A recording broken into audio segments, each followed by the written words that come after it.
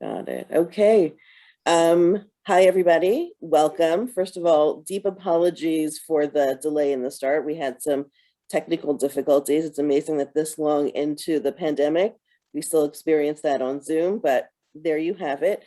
My name is Daphne Lazar-Price. I'm the Executive Director of JOFA in the United States, well, I guess nationally, internationally. It is my honor and my pleasure to welcome all of you here today. You're in for a wonderful program. I think that Nomi's going to lead us off, and Sharona and Rabbanit Mirili Mirvis are going to be in conversation, followed by some Q&A and some Divrei Torah. I just want to say on a personal note, I now understand you guys might cringe why G'day might be the greeting, because it's 5 in the morning for me, and I think it's in the evening for you. And this way, instead of with the good morning, good afternoon, good night, it's G'day. So I just want to take this opportunity also to wish you an early Shana Tova. I hope that this coming year is one filled with health, and all of the brachot should be Latov, that is all. So I'm going to mute myself, and Nomi, take it away. Hello, everyone. Thank you so much for coming this evening. We are so excited to be hosting Rabbanit Shira Marili Mirvis from Efrat for a Q&A with JOFA Australia President Sharona Jotkowitz. My name is Nomi Kaltman. I am the president of JOFA in Australia. We are really excited that we launched in May 2021, which for most people in Australia, what is it, like 14 million of us in lockdown, feels like it was a long time ago when we could have had 100 people in a room together. But I can assure you it did happen, and we're really excited that the Alliance is up and running in Australia, and we're doing exciting things. We are running a few projects that I just want to tell you about before before we go on to this evening's Q&A. So we are, at the moment, we are recruiting women and paying for scholarships for women to do Kala training through the Eden Center in Jerusalem. We are putting together women who are interested in having a mentor to learn about saying Kaddish in a shul, and women who have previously said Kaddish for a deceased loved one. So we're pairing people together to do that. And we also have a speakers bureau. We're in the process of setting up the first ever Australian female orthodox speakers bureau, so that synagogues and community organizations have access to an important resource to promote the agenda of orthodox women. Tonight, we are in for a treat. Rabbanit Shira Marili Mirvis is the first ever sole Orthodox female leader of a congregation in Israel, in Efrat at Kehillat Shirat HaTamar. And prior to this, Rabbanit Mirili Mirvis, she had a fellowship with Midrashet Lindenbaum and is certified in halachic leadership on Shabbat, Nida, Chuppah, Kiddushin, Brachot, Isur, and Heter. Before becoming a Rabbanit, she was involved as a community council member, a member of the board of directors of Shirat HaTamar community, a balanit, which is a mikveh lady in Hebrew, a volunteer at the Chevra Kadisha, and a meshiva, someone who answers halachic questions. She is an impressive scholar, and as I'm sure she will tell you tonight, she actually has a kesher to Australia, having met her husband Shlomo when she came here many years ago in 1999 to do informal Jewish education at Scopus and Moriah. In conversation with Rabbanit Mirvis tonight is Sharona Jotkowitz. Sharona is a wonderful educator at Mount Scopus Memorial College. She's also the Vice President of JOFA Australia. And just last week, she was the winner of the National Council of Jewish Women Australia Sylvia Gelman Award for female Jewish educators. Before they begin their conversation, the way we would like to do questions this evening, please, is that if you have a question, we have a phone number that we would like you to please message. I'll put it in the chat. It's kind of hard sometimes if the chat is going to have a conversation. So we have a phone number. So send the phone number and your question, And Chaya Hirschberg is putting the questions together, and we'll have time to put them to Rabbanit Mirvis Mirvis. So you can send a text message or a WhatsApp to the number I'm about to put into the WhatsApp, and your question will come at the end of this conversation. So I am going to pin Sharona, and I'm going to pin Rabbanit Shira Marili Mirvis, and we're in for a treat. I'm really excited. Thank you. Thanks, Nomi, so much. Good evening, everyone. When we actually organised this evening, we had no idea that we would be in lockdown. We assumed we'd pick the date around the right time. People would be busy preparing for Rosh Hashanah, but this time even means a lot more to us, seeing as we're all at home and need any bit of inspiration we can get. Rabbanit Mirvis, I just want to reiterate that it's an absolute pleasure and privilege to get to speak to you today. Even more so that about 5 minutes ago, we worked out another connection, which Nomi just said, and that's that you were at Mount Scopus and I was definitely teaching then. So we would have met already without even knowing. So that's really quite ironic. My friends and I were so excited and inspired to hear about your appointment. And so we want as many people here tonight to be able to ask you their own questions. But first, if you could please give us a little bit of background, and I'll start by asking a few questions. What kind of upbringing did you have? And when did you realize that religious scholarship and leadership was something that really mattered to you? Shalom, everyone. Hi, from Yerushalayim, from Efrat. Toda rabba for having me. So I was born in Yerushalayim, grew up in Yerushalayim in a little neighborhood called Kiryat Moshe. Both of my parents came from Morocco. They were born in Morocco and came to Israel. They made Aliyah to Israel as young kids, each one with his family. And then they grew up here and they met and married. And I'm the fourth out of 5 kids. So I actually grew up in a little tiny shul in Kiryat Moshe called Ma'aseh Nisim. It's a shul, Moroccan shul, and the rabbi of the shul was Rav Mordechai Eliyahu. Before he was the chief rabbi of Israel, he was just a regular rabbi of a shul. And growing up, I remember Rav Mordechai Eliyahu. He had, I don't know if you've seen a picture of him, but he had very kind eyes behind the thick glasses. And he was actually sitting, he had a special chair made out of red velvet in the shul. And he was sitting there in shul and like a grandpa, like he was sitting there and he was like inspiring everyone in shul. So that was my growing up. Never thought that I would learn Torah, always loved learning, loved reading, loved learning, but never thought I would become a Rabbanit. That was never even, I try to explain to people that sometimes we don't even know what to dream. I think, or I feel like as women, sometimes we don't know what to dream or where to direct our dreams. So that was something, being a Rabbanit and especially being a community rabbi, it's not something that I could even dream of because I've never thought of it as an option. I always knew that I love learning, but I always thought about it as just as learning and as teaching. Shlomo and I got married after being to Scopus together in 2003.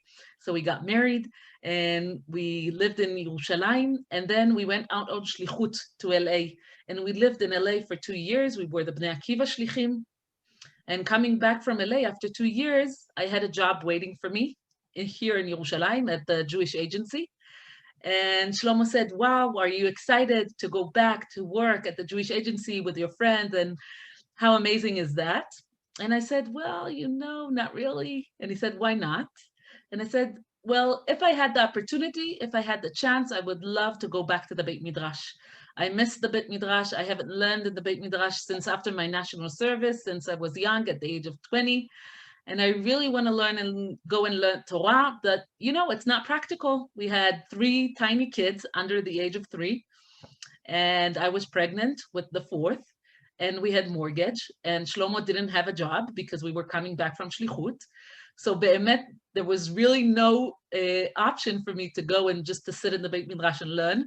It was really not practical. And Shlomo said, this is not how we take decisions in life. If you want to learn, if this is what you want to do, you want to sit in the Beit Midrash, you want to learn Torah, this is what you're going to do. So we're going to manage. I don't know how, I don't know exactly how we're going to do it, but if this is what you want to do, this is what we're going to do. So we came back to Israel, we came back home, It took Shlomo something like 6 months to find a job. And we went to the bank. We took a huge second mortgage. And I went to the Beit Midrash. I went to Matan, and I've learned there for 2 years. And it was obvious to me that that was it. Zeu. From this Beit Midrash, I'm not going to look for a job. I'm not going back to the Jewish agency. I have to sit in the Beit Midrash. I have to learn, and I have to teach. And this is how it started. I just stayed at the Beit Midrash. At the beginning, it was Matan. I started from learning Chumash and Tanakh. And after that, I really wanted to learn Torah Shebe'al Peh. So I started taking courses in Gemara. And after a few years of teaching and learning, it was really hard for me because I understood that I don't know halacha. Like, I know halacha, I know the bottom line of halacha, I know Shabbat, I keep Shabbat, I grew up in a religious family. Baruch Hashem, my family is, regular orthodox.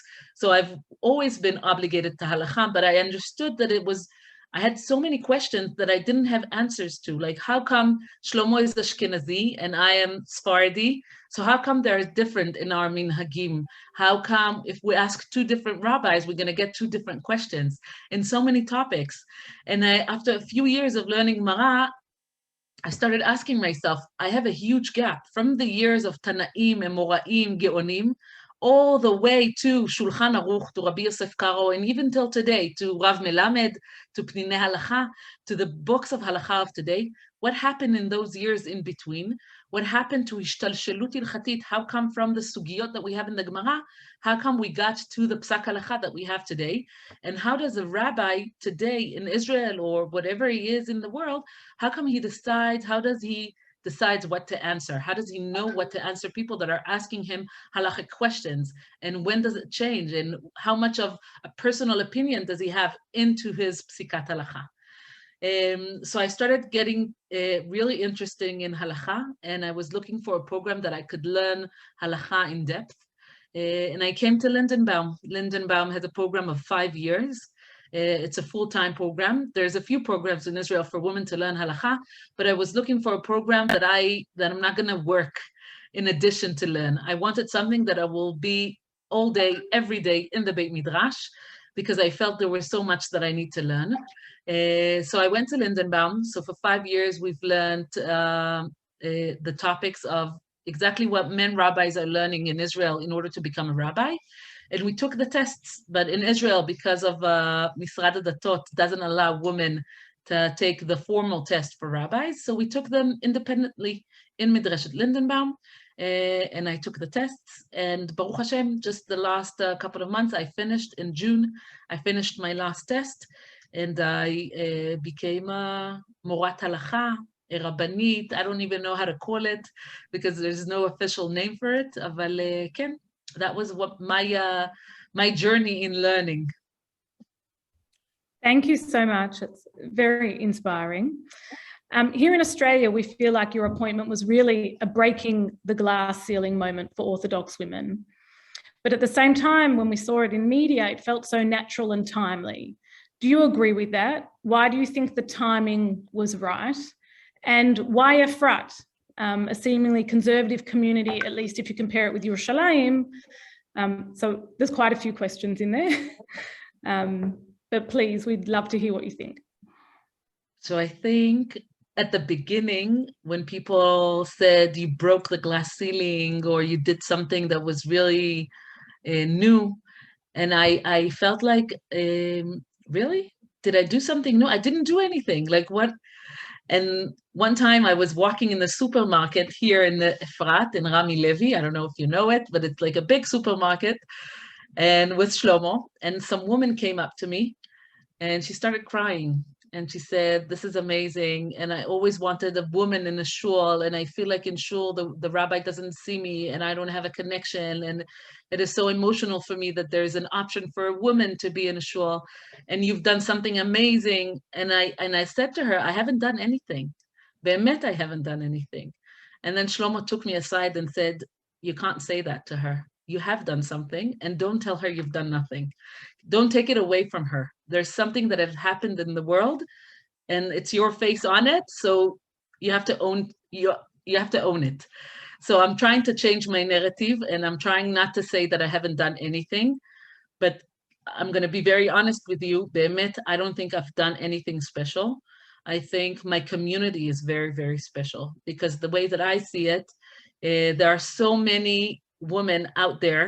If I look around me, I have so many friends that are sitting in Beit Midrash that are great Talmidot Chachamim, that they know so much Torah and Halacha, and they can easily be a rabbi of a community or a Rabbanit or Morat Halacha or whatever that is.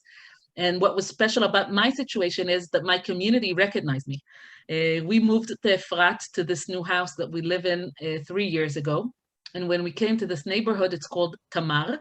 So when we came to the neighborhood, to the Tamar, we joined a group of people that opened a new shul. The whole neighborhood, I don't know if you know, Efrat is old, and there's 7 different neighborhoods, but the Tamar, it's a hill that was built in like 3 years, from being nothing to being 400 families, mamash in 2 minutes. Like Bibi gave one permission, gave a signature, and 2 minutes later, 400 houses on a hill. So the whole neighborhood was built in a second. And when we came 3 years ago to the neighborhood, we joined a group of people that decided to open a new shul, because there was a need for shuls. So we joined them, and they knew that I was learning halacha. Everyone started to get to know one another. Everyone was new. No one knew one another. Everyone came from different places, from the Gush Etzion, from Efrat, from Yerushalayim, from Tel Aviv. And we all started to get to know one another. And when they've asked me what I was doing, I told them that I was learning halacha. And in that year, I just finished my limudei tahara in Nida, so I was able to answer questions in Nida. And people started asking me questions. It started with women that were asking me more about Tahara and Nida. And le'at, slowly, it started by just people asking me all kinds of questions in Halacha. I started giving Divrei Torah in Shul. I started talking in Shul. I started, I don't know, being more, I felt like the community is giving me a voice. That's what it felt like. I felt like the community is seeing me and giving me the place to take out everything that I learned in the Beit Midrash, to actually have an audience for it. So that they kept on asking me questions, and they kept on asking for shiurim. And for me, it was amazing. It's what I love to do. So we just rolled with it. And then half a year ago, like 6 months ago, Rav Riskin, who's the chief rabbi of Efrat, gave me a call, and he said, listen, I know that in the last 2 years, you are practically being the Rabbanit of the Kehillah. I want to make it official. I want to do a ceremony. I want the whole world to know that there is such a thing, that there is a community here, that they have a Rabbanit. I didn't know what to think about it. I went back to the board, and I told them, it took me 3 weeks actually, from the time that Rabbi Riskin called me till the time that I was able to talk about it. I went to my board, and I told them, this is what happened. Rabbi Riskin called me. He wants to do a whole ceremony. He wants it to be official. Do we, bichlal, as a community, are we looking for a rabbi? Do we want to have a rabbanit? Do we want to make it official? Is it good for our community? So I gave it to the board, and I left the picture. I let the community talk about it. It was also, we were in lockdown during that time, so there was a lot of Zoom meeting for all the community members a few times. I was not part of the discussion. And then at the end of the discussions, there was an online voting, and they voted that they do want it to happen, to make it official. And a week after the voting, Rabbi Riskin and the community, we had a beautiful ceremony. If you want, I can share pictures later.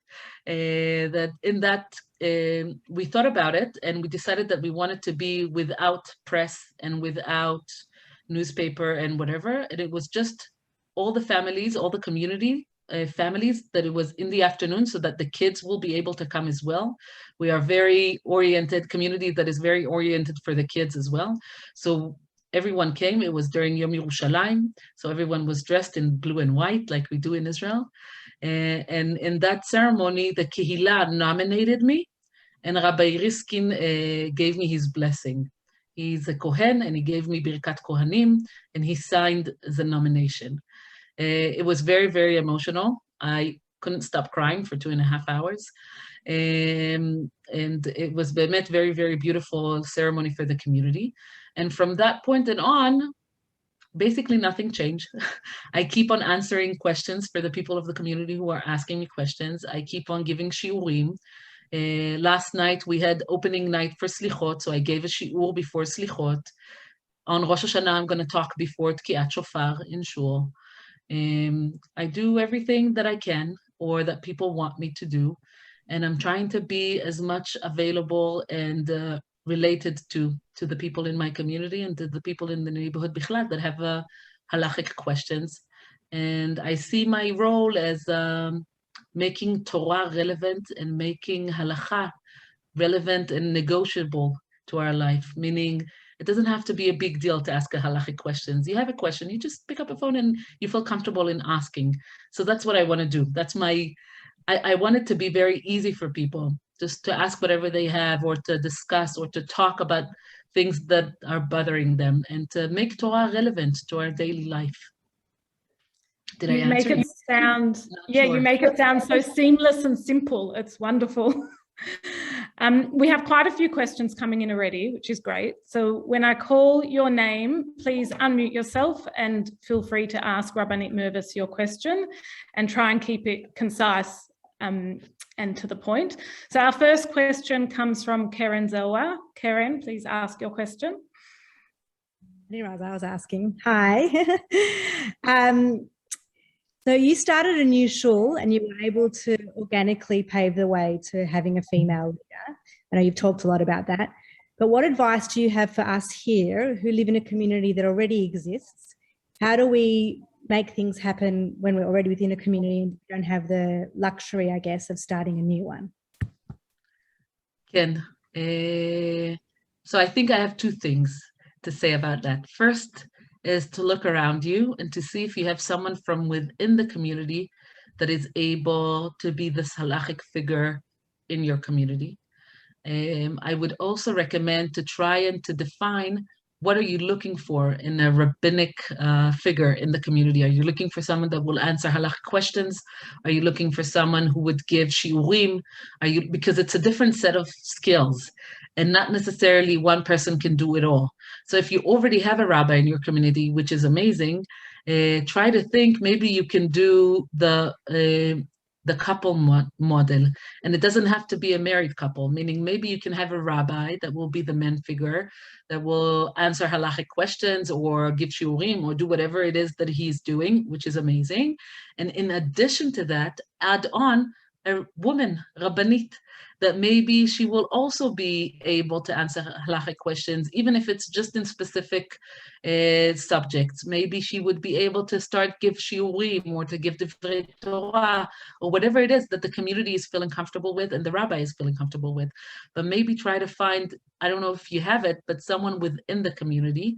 And if not, maybe to bring someone from the outside, but that will work organically with the community and with the existing rabbi, and not to try to break everything and then to build new things. Thank you. Thank you. Our next question comes from Nomi Kaltman. Nomi. Hi, Rabbanit Mirvis. My question is, you are obviously very exceptional. You have 6 children. You are the Rabbanit of a Kehillah. You're highly educated in Torah.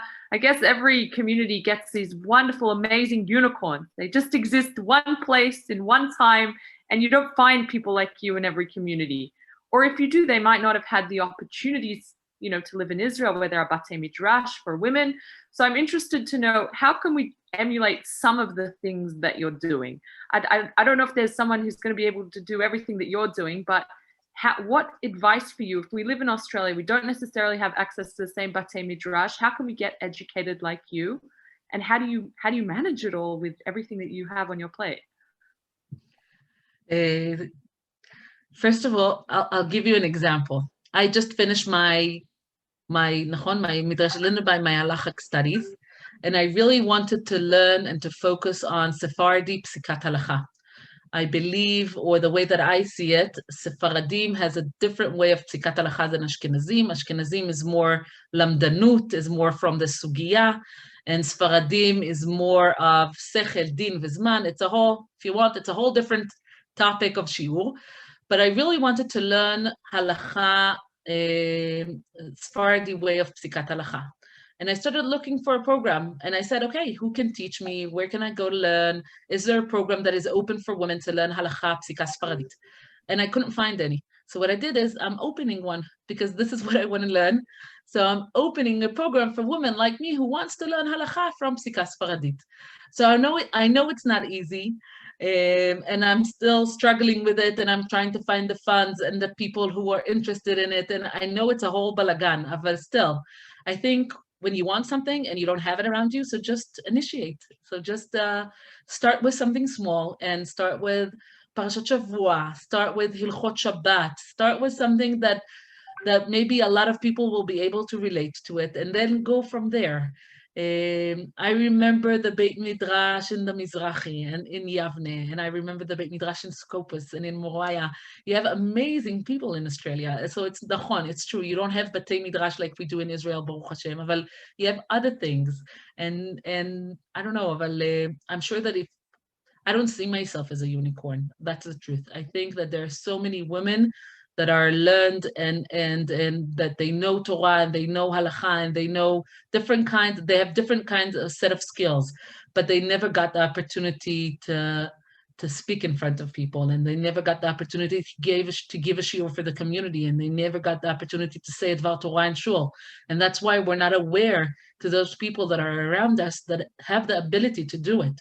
And I think the first step will be to ask who wants to say Dvar Torah in shul, who wants to give a shiur, and to encourage the people to. We women, I feel like we have to be. We're very professional, and if I'm not 110% sure of myself, I will never speak up. And I think maybe we need to let people know that the community is a safe space, and we can learn together, and it doesn't have to be 110%. It can also be 80%, and the rest of the 20% will come from the community. And you don't have to be perfectionist. You can be learning together. And I think that will give the options for many other people to sound their voice in their community. How do I manage 5 kids and learning and opening new programs? And it's not by myself. Shlomo, maybe I have a set of skills, but if Shlomo wasn't telling me that I should do all of those things, I don't think I could have done it. And I can also say it from the negative point of view. I've seen a lot of my friends that are very smart and learned and amazing, but their husbands are not very supportive of their public work, so it's very hard for them. And for me, on the other side, Shlomo is pushing me, mamash, pushing me all the time. He thinks that I have a shlichut. I have a shlichut, and this is my shlichut. This is my shlichut in this world, to make Torah relevant and to make Torah negotiable for everyone. And he believes in my shlichut. And because of that, this is not just my job, but it's basically a family project. Baruch Hashem, I have 5 kids. The oldest is 16 and the youngest is 7. And Be'emet, in the early years of my kids being, I don't know if you noticed, but I had 3 kids under the age of 3. So I don't know if you can imagine, but I did not see a lot of shul during those years. I didn't go to shul. I was davening at home in between the diapers and the nursing. And I couldn't learn and I couldn't work. I couldn't do anything. So I think we women, I always love to compare us to accordion. I don't know how you say that in English, accordion. You know that thingy? Because we stretch and we open and we close and we have different phases in life. And I had 10, 15 years in my life that I wasn't doing anything. I was learning as much as I could. I had chavrutot with my neighbors. I had chavrutot with my friends at night, just in order to try and learn something and to put some Torah into my life. But I wasn't able to sit and learn throughout the whole day. But Baruch Hashem, the kids grew up. And when Be'eri was born, that's my youngest, Be'eri, and when he was born, a year later, I started Lindenbaum, and I felt that was something that I could do. He was 1 year old, and I sent him to daycare, and I felt like my kids are a bit older, and I'm able now to focus on myself and what I want to learn and what I want to do. So I think it's phases in life. Some phases when you're younger and the kids are younger, some phases the kids are getting a bit older and I have a bit more time free, and I was able to start volunteering in my community and started doing things that are important for me, if it's the mikveh, if it's chevra kadisha, if it's all kinds of other things that was important for me to take part in them, that I couldn't do it before when the kids were younger. Thank you. Leah Hirschberg, you have a question? Hi. I wanted to ask you about, you mentioned earlier that you're called Rabbanit Shira, and I wanted to ask about like what you think the controversies about titles are and why people are so afraid to give a woman a title if they've like learned equally to a man rabbi. It's a great question. I don't know what it's like in Australia, but here in Israel, it's a very hot topic. So how do you call those women? And kilu, rabbah, rabbanit, mora, like there's so many different options. I actually thought about it, and I've decided to call myself a rabbanit, even though usually in tradition, rabbanit is the wife of the rabbi. But I feel like today, at least in Israel, from what I see, Rabbanit, we're like adding on a different meaning or a new meaning to the traditional name. Everyone who knows me knows Shlomo, and Shlomo is definitely not a rabbi. He works in high tech. He's got a startup company. He opened the startup. So he's not the rabbi figure. He's the candy man in shul. That's what he do. He gives candy to everyone and he loves it. And I have to keep on telling him to be quiet and not to talk during tefillah. So that's the division between us. So I've decided on Rabbanit because in Israel, Rabbah is belong to the Reform and the conservative movements. And because I feel like I'm already walking on a very, very delicate surface, I had to differentiate myself because a lot of people see me like when people want to insult me, they're calling me Reform. I see it as a compliment, not as an insult. I think Reform movement has done many beautiful things, and I appreciate a lot of their work, and I have a lot of friends that are Rabot and Rabim, Rabbanim. But a lot of people don't know how to look at us, the women that are learning Torah. And so I wanted to differentiate myself and to say, I am orthodox, I am obligated to halacha completely, and I'm still a rabbanit, and I'm still not the wife of a rabbi, but I can answer halachic questions for myself. So it was important for me to differentiate myself from the Reform and the conservative movement because I wanted to emphasize my orthodox place. And that's why I chose Rabbanit. But yes, it's a hot topic. A lot of people are like trying to figure it out. Thank you. Daphna Levin-Khan, you have a question?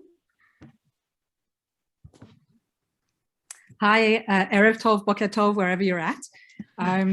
Firstly, I just really wanted to say Mazal Tov on you being a rabbinic leader in Israel. I think it's just, I'm so emotional about it.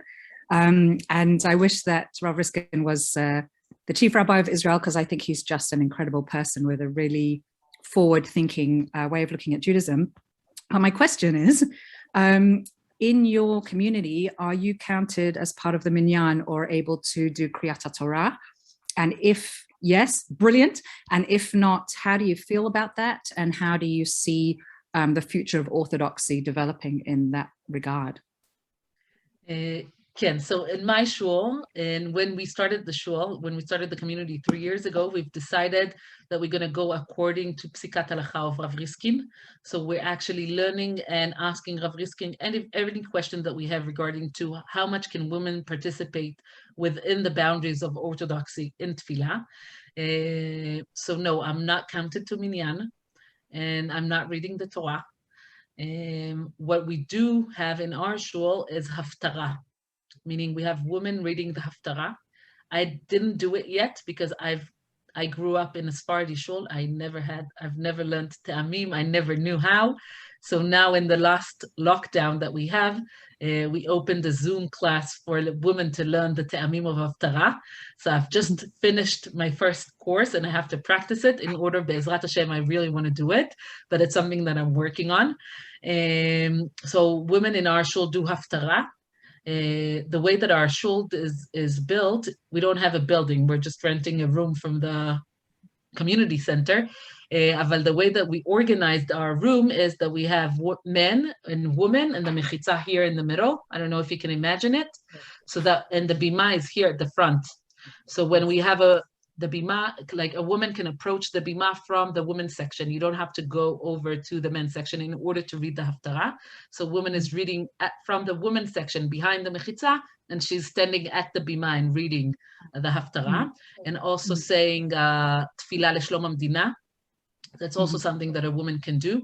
Our Sefer Torah is also doing a hurl circle and going through the whole shul. So we have a woman taking it at the women's section and then a man taking it in the men's section. So that's something that we do. And we have girls under the age of bat mitzvah that can say Anim Zmirot or Adon Olam, and we're trying to incorporate the kids as much as possible. So yes, I was never counted to minyan, and because I really tried to be the first one in shul and to leave the last. So there were a lot of situations when they were standing there, 9 men and me, and they kept on screaming, we're looking for the 10th, we're looking for the 10th. Nahon, you all know that situation. And what I love about my shul, first of all, I really don't mind, because I understand halacha and I know that that's the way that it is, and it's fine by me. The gabbai would move the curtain and say, we do see you. We know that you're here. We can't count you for minyan. I'm like, it's fine, don't worry about it. But I love it that they're very sensitive. The men are very sensitive to what's happening in the women's section as well. I can tell you that since my ceremony, since becoming official Rabbanit of the shul, the chazan in tefillah, when he finishes, for example, tefillat Shmona Esrei, he wouldn't start tefillat chazarat hashatz until he would turn around and look at me to see that I finished my tefillat Shmona Esrei, and if I haven't finished, he would wait. So I try to daven really fast ever since I noticed that to keep the whole kehillah, that to keep the whole community waiting for me. But I can tell you a very funny story that have happened before my official ceremony. We were davening outside because of COVID, and so we daven in the parking lot, and the men were reading the Torah. I was sitting at the Ezrat Nashim with my daughter, and all of a sudden there was a gabbai and the man who was reading the Torah and the man who was oleh la Torah, like 4-5 men surrounding the Sefer Torah next to the bima, and I was sitting in the women's section, and they stopped reading the Torah in the middle of the kri'ah, and they opened the curtain and they said, Rabbanit, can you please come for a second? So I walked out of the women's section and I went into the men's section, and I was like, what's going on? And they said, the man that was reading the Torah, the Koreh Torah, he noticed that one of the letters were a bit smudged, and he wasn't sure if the Sefer Torah is kasher. And they were arguing there, the Gabbai and the Koreh and the Chazan and the Oleh, they were all like discussing what should we do, is it kasher or not? And they said, let's ask Shira. So they called me in, I went into the men's section, I looked at the Torah, I gave them the psak, I went back to the women's section, and they kept on reading. And then I remember the looks, both from the men's section and the women's section, were like, oh, what was going on here now? What was happening? And it was so natural for everyone. We didn't know, there was a halachic question, we didn't know, so we asked whoever knew. It doesn't matter if it's a man or a woman, it's just whoever was there and knew the answer, so fine. So do you think, and I don't know if I can ask the second part of my question, which was, so do you think, orthodoxy, modern orthodoxy has come so far in the last 70 years, it's just been amazing. Do you think that it's going to keep moving so that future females will be counted in minyan and will be able to read from the Torah, etc.? Just your opinion, obviously, it's not yet. No, I first of all, it's 2 different halachic questions, and I think reading the Torah is much easier than counting to minyan. I think reading the Torah from Shlishi and on, there's already a halachic opinion, orthodox halachic opinion that allowing it, just specifically in my shul, because we're going according to Rabbi Riskin, and Rabbi Riskin doesn't allow it, so we're not doing it. But I have a lot of friends in other shuls that women are reading from the Torah from third and on, from Shlishi and on. So I can see that happening. About minyan, halachically, it's problematic. Be'emet, first of all, I can really see how it's getting there. Be'emet, I do think that my kid will be counted to minyan, be'ezrat Hashem. Halachically, I can't wait to see how they'll figure it out, because be'emet, it's complicated. So I don't know how they would do it. I'm sure that it will happen. It's just a matter of time, in my opinion. Amen. Thank you. Thank you. Penina Adler, you have a question. Hi, thank you so much. This is so inspiring for us. Like I think a big group of us have been trying for quite a few years to implement a little bit more things in our shuls for that will include us and part of the services, so we feel kind of very included in what's happening in shul. You were saying that there was like this Zoom meeting in your shul, and there was a vote. And I was wondering, as someone who's seeing in our side and our community so much opposition from so many men and women as well, how many, like, what is like the percentages of the people in your shul? Was this like, did it have to be unanimous that they chose you? Was it just like harov kovea? And I mean, and if it was harov kovea, like how were the people that were kind of opposed to it? How did you manage to kind of bring them on board? Because at the end of the day, you did take upon yourself this tafkid. I mean, over here we hear a lot about the, midron chalaklak. You give us one thing, we'll want everything, and I'm sure you've heard it as well. And we're trying to fight mamash baktana over here. It's very, very, very small. And I mean, nothing of what you're mentioning, like even very, very little baby steps. But yeah, I just wanted kind of how it all happened in that voting stage. How you broke that glass in the voting stage. Can I start with the slippery slope, because I love it so much? It's an argument. I wake up in the morning and people, instead of saying good morning, they're telling me slippery slope.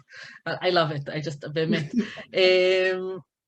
what people keep on forgetting is that slippery slope has two sides. And it's true. I'm walking on a very thin ice. I'm aware. I'll tell you more than that. It's not just that I'm aware. At night, it keeps me up. Be'emet, honestly, halacha is important to me, and I know that I'm walking in a very delicate balance of be'emet keeping halacha, because I believe in halacha from the depth of my heart. But on the other side, because I believe in halacha and I have so much trust in halacha, I know that halacha has to include women. Inside myself, it doesn't contradict. I understand that people see it as contradiction. I don't see it as contradiction. People tend to forget that slippery slope has two sides, and the other side is, I don't know, I'm sure in Australia you are all righteous and daven and your kids are amazing, but here in Israel, tefillah is an issue. And people are living in the modern world. For example, Shlomo, he's the CEO of a company. He works with men and women. He has meeting with men and women. He can go into presentation that a woman is giving. Obviously, it doesn't bother him, because it's a work environment. But once he goes into shul, woman has to sit in a different floor or at the back, and it doesn't make any sense to me. I told someone that I spoke to that said to me the slippery slope, I told him, if you would go to Broadway and you would buy a ticket, you would never think to put yourself in the fourth row and to put your wife in the backstage, up in the galley. You would never do that. But once you go into shuls, all of a sudden that makes sense for you to sit right next to the bima, to see the Sefer Torah, to hear the Sefer Torah, but to let your wife and your kid to sit up in the galley, not to hear, not to see, not to be involved. I don't know. Be'emet, I don't understand how you don't see it as a contradiction. I don't understand that.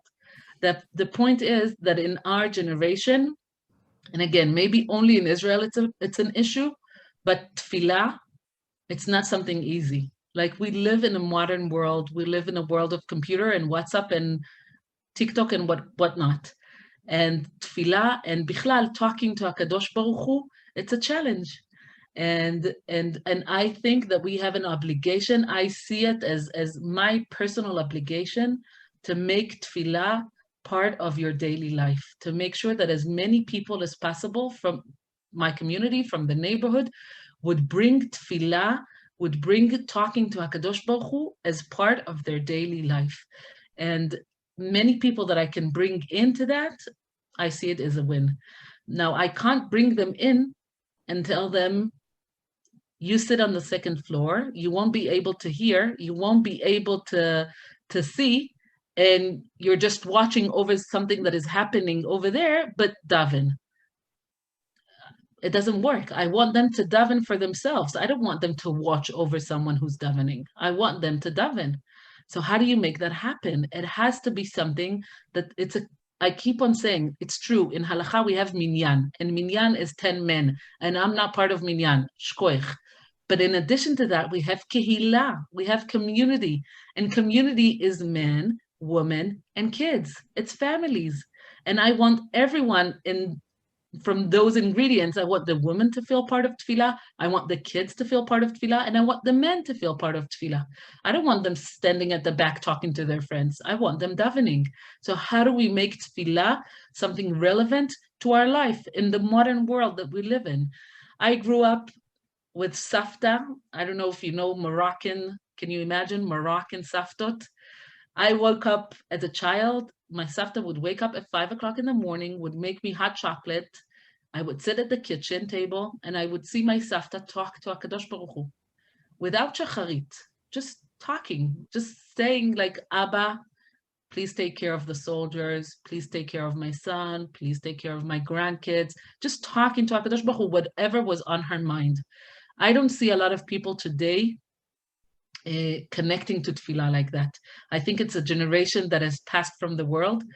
And as much as I'm trying to imitate my safta, for me, it's a challenge. It's not something that is coming very natural to me. It's something that tefillah is something that I need to work on. And I want to work on it with my community. And I want it to be relevant to everyone in my community. I hope I made myself clear about the slippery slope having two sides, because the other side of the slippery slope, the one side of the slippery slope is the chas v'chalila will break orthodoxy, will break the walls of orthodoxy. And I am concerned about that. But the other side, which also keeps me up at night, is that tefillah won't be relevant to our kids. And not just to our kids, but to ourselves. Tefillah won't be part of my day. Talking to HaKadosh Baruch Hu won't be relevant to my life because I live in a modern world and tefillah would say nothing to me. And that's the other side of the slippery slope. And that keeps me up at night as well. Be'emet, it's a real concern for me. The board has decided regarding the vote in my community specifically, the board have decided that we need a rov, that we need a majority in order for the voting to pass. Majority, they decided on 60%. I haven't told them, but I decided with Shlomo before the vote that if it's going to be less than 75%, I'm not going to take the job on myself. Because I was really worried that I will do something then that not all the community would feel comfortable with. And I didn't want to put people in a position that they're not comfortable with something that is happening. And also because they're my friends. I love them. It's people that I know and I love, and I didn't want to put them in a position that they will be saying, okay, it's Shira and we don't want to hurt her feelings and whatnot. At the end, the vote was 87%. That they said that they were for making it official. And when I was like, really, is it good? Is it enough? 87, there's still like 13% that don't like it and they voted against it. I don't know how I feel about it. So one of my board members said, Shira, any more than that, you would be like Assad. Do you know Assad? From sure, Ken.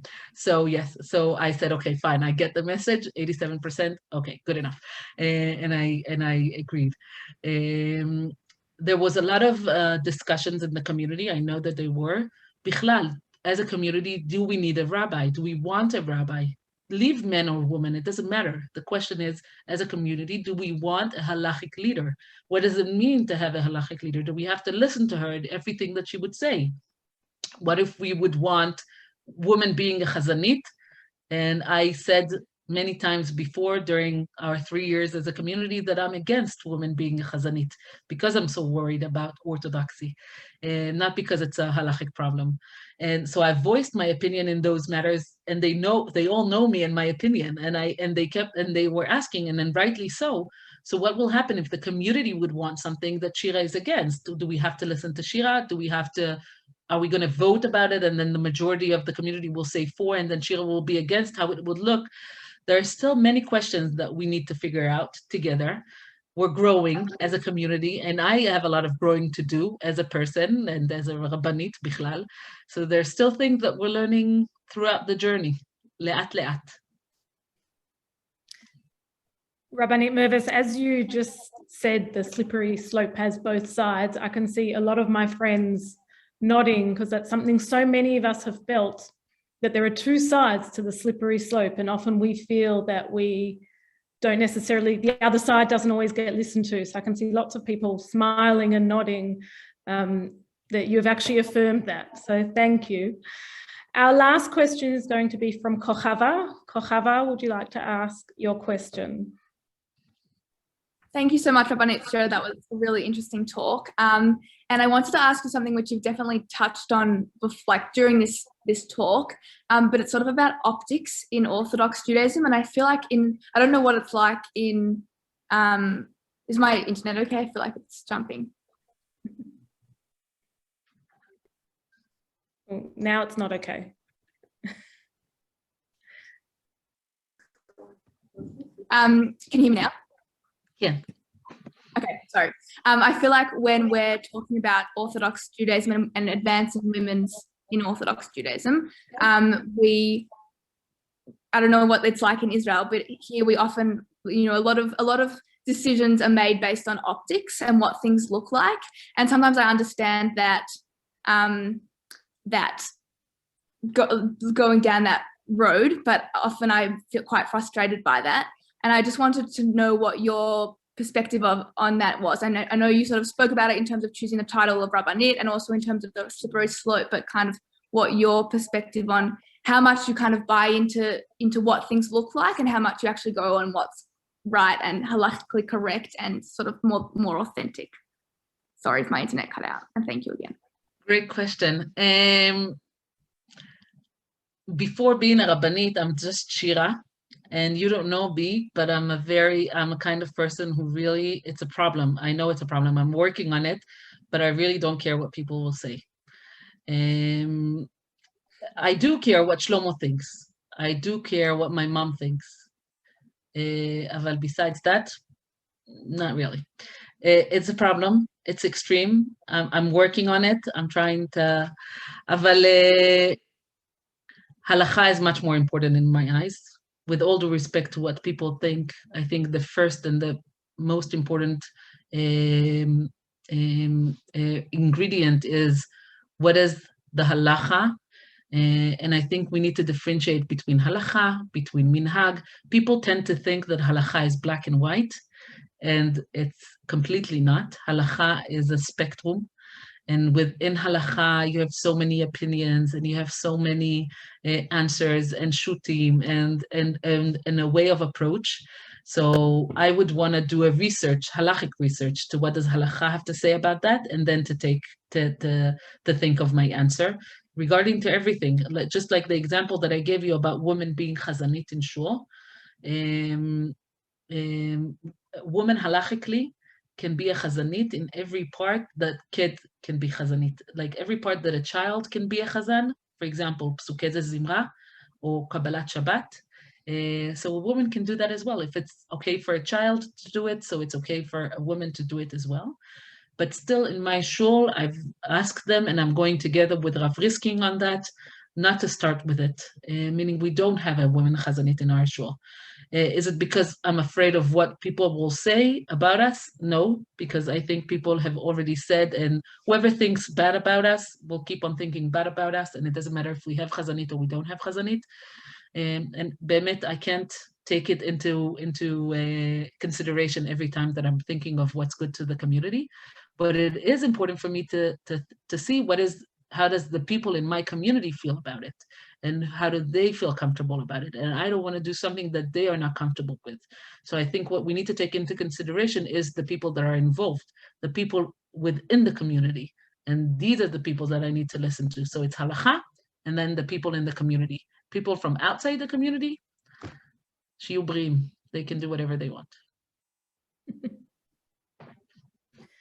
Thank you so much, everyone, for your questions and engagement. Unfortunately, we will have to cap it there. With Rosh Hashanah around the corner, it would be remiss to not ask Rabbanit Mirvis to share a short Rosh Hashanah vort with us to conclude this evening. Rabbanit Mirvis. So I've actually prepared very short, just one. Can I do share screen? Bevakasha, can you make me co-host? And then I can do share screen. Okay, here. Bemet really short because we don't have much time, but it was important for me still to say something because it's Rosh Hashanah. When you open Masechet Rosh Hashanah, in Perek Gimel, Halacha Bet, it will say, Kol ha-shofarot ksherim. All the shofarot are kosher. And it's a funny thing to say because we know it's not true. Nachon, halachically, not all the shofarot are ksherim. Nachon, we have shofarot from different kinds of animals that are not ksherim. We have shofarot that are made in a certain way that it's not kosher. So how come the Mishnah is giving us a rule that it's not halachically correct? And more than that, the Mishnah knows it. It's not like the Mishnah is thinking that it is correct halachically. The Mishnah knows that it's not correct. And the sentence later, it will say, oh, but only if it's made out of a cow, but only if it's made in that way, and only, and it keeps restricting itself till we understand that this rule of kol ha-shofarot ksherim, it's not really a correct rule. Kol ha-shofarot are not ksherim. So why is the Mishnah choosing to say kol ha-shofarot ksherim? I think the answer for that is that it's not that kol ha-shofarot are ksherim, but it's kol ha-tzeakot ksherim. Shofar is coming to give us an option to scream or to say a shout. I was just a month ago, I went to Uman, to the kever of Reb Nachman Mibreslev, and we were standing there, and the Rabbanit who led the trip said, now you're going to stand here and you're going to shout. And I was looking at her, and I was standing together with 40 women that I didn't know. I went by myself, and I said, what do you mean you need to shout? And she said, just shout, whatever you want, just shout. There's a value in shouting. And it was very awkward. I was very embarrassed, and I didn't know what to do with myself. And I was standing there like all awkward and like, really, to shout, what do I do? And I understood that Mishnah all of a sudden. And I thought about this Mishnah. Kol ha-shofarot ksherim. We need to shout. And sometimes it's very embarrassing to shout, especially in shul, especially next to other people, next to my community, next to my family. So instead of shouting, we have the shofar to shout for us. So what the Mishnah is trying to say here is that every shout is kosher. Every tze'aka is being heard of. And in Rosh Hashanah, what you need to do is you need to shout. There's a sfat emet. I'm trying to get to the sfat emet. There's a sfat emet here. There's a sfat emet for Parashat Kitetze. It's in Hebrew, but I'm going to translate it very quickly. Bapasuk tza'aka ne'ara. It's talking about the girl who's engaged, and she was screaming when someone approached her in the middle of the forest, and she's screaming. So Sfat Emet is writing about that screaming. Bapasuk tza'aka ne'ara, muchach שיכול להינצל על ידי צעקה. Meaning, it is proven that you can be saved by screaming. מחשב רצון, והקדוש ברוך הוא שומע תפילת כל פה. Because this shouting is your wish. It expresses your will, your wish. והקדוש ברוך הוא, he wants to listen to every תפילה. ואף שנראה לפעמים שאינו יכול לצעוק. Sometimes it seems like we can't shout. מכל מקום, anyway, אם האדם מוכן לצעוק, if you're willing to shout, even if you're not shouting, but you're just willing to shout, בכל ליבו, with all his heart, על זה נאמר, it says about that, טרם יקראו ואני אענה. The pasuk from Tehillim is saying, before they even called me, I'm going to answer them. ואדרבה, צעקה זו נשמעת יותר, and more so, this shouting is being more heard, meaning the shouting that you can't shout. For me, this shouting that you can't shout, this is Rosh Hashanah. Because sometimes we don't know what to shout about. We have so many things that we want to ask HaKadosh Baruch Hu, and I don't know, I feel like I'm going to talk about myself. I'm coming to Rosh Hashanah with so much expectation, how I'm going to daven, and I'm going to stand there, I'm going to talk to HaKadosh Baruch Hu, I'm going to lay it all out, and then I'm standing there, and I'm like, it's like nothing is coming out. And this is the time when we need the shofar to say the tze'akah for us, to say the shout for us, because it's awkward for us and it's embarrassing and maybe it's out of context and we don't really know what we want to ask for. And sometimes in a sound without a word, there's something that is able to free us, just to help us take out that shout from outside of ourselves. And that's why I think the Mishnah is saying a halachic rule that it's not a rule. Mishnah is saying kol ha-shofarot ksherim, and the Mishnah knows that it's not true. Not all kol shofarot ksherim, but all tze'akot are ksherot. Every tze'akah, it doesn't matter where it's coming from, it doesn't matter what you're shouting for, it doesn't matter what you're saying, every tze'akah is kshera. So I'm wishing for myself and I'm wishing for you, first of all, to get out of the lockout and to be able to walk outside and to come visit. And if you're coming to Efrat, you're more than welcome. I would love to have you over for Shabbat, or please write to me, and you're welcome to our community and to my house. And Bemet, I'm praying for myself and for everyone to be able to shout, to be able to talk to HaKadosh Baruch Hu, to be able to have tefillah present in our life, in our daily basis, but also in Rosh Hashanah. Thank you so much, Rabbanit Mirvis, especially as most of us will be davening on our own this Rosh Hashanah and Yom Kippur. We all need a little bit more chizuk than usual, I think.